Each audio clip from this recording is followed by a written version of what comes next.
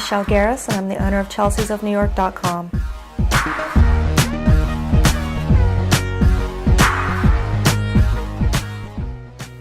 I started chelseasofnewyork.com in 2004 after I had been working in a medical office for several years. I decided I wanted to do something in the fashion industry, but yet I didn't have the resources to open a retail store at that time. I like to work a lot out of my home office because it gives me the chance to spend time with my 3-year-old son. And I look back to, when you're in high school, they ask you for the yearbook what you want to be when you grow up, and I had almost forgotten that I said I wanted to own my own store. So that's always kind of been with me ever since high school, and I just decided, life is too short, you gotta just do it, and I acted on it. I totally had no idea what I was doing, what I was getting into. I didn't know how to make a website. I bought books on Amazon. I'm self-taught. That's how it all started.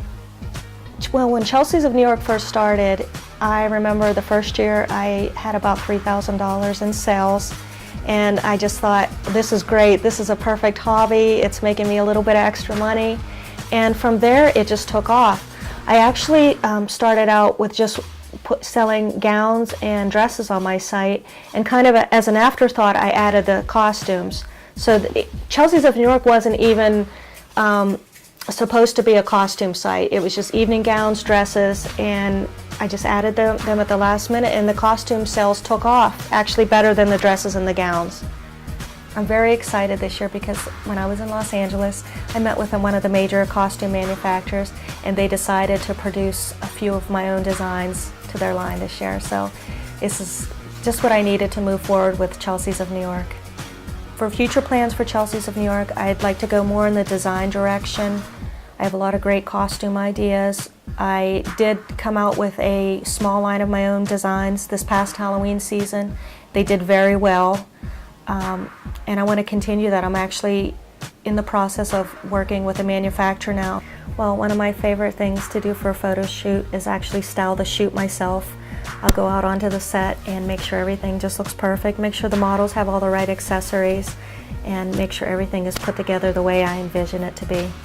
We have a lot of fun with the models. I'm actually a makeup artist as well, so I try to get involved as much as I can, helping with makeup and styling the shoot. Those were my own designs for Glamour House costumes, and I had made those myself, and that shoot meant a lot to me because it was actually one of my first designs that I'm actually taking to a national level.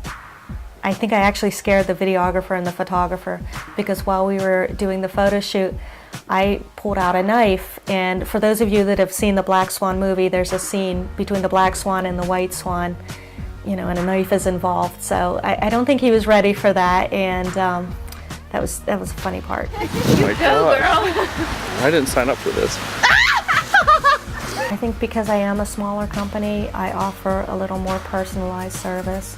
I get a lot of emails from customers who aren't sure of the fit of certain items. Every manufacturer's items run a little different size-wise, so I try on everything that I sell on my site.